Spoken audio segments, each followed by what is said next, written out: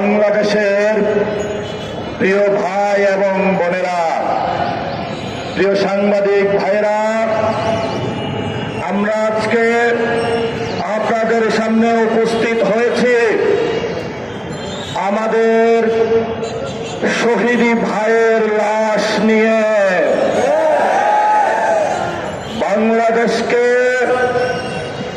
শহীদের মিছিলে রূপান্তর করছে এই শহীদ মিছিলে যারা নাম লিখিয়েছেন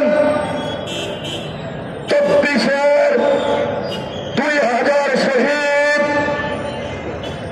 আমাদের এই 8 আসনের যিনি সংসদ সদস্য পদপ্রার্থী হয়েছিলেন শহীদ ওসমান হাদি, এই শহীদ মিছিলে নাম ছিল 28 অক্টোবরে, যাদের লাশের উপরে মৃত্যুল্লাস করা হয়েছিল।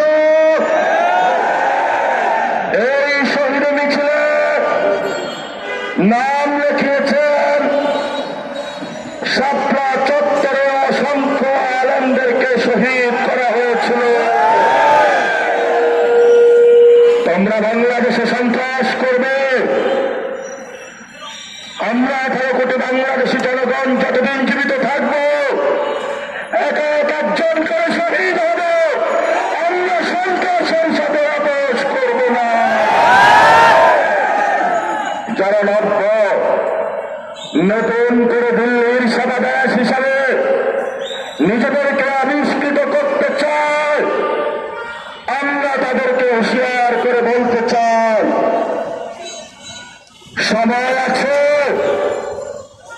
শেখ হাসিনা থেকে শিক্ষা নিন।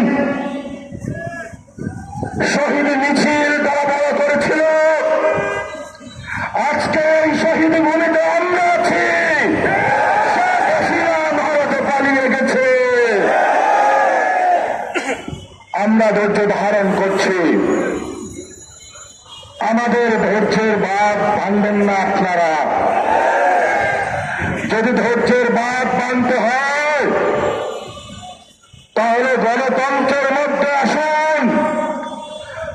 আগামী 12 তারিখের জন্য অপেক্ষা করুন।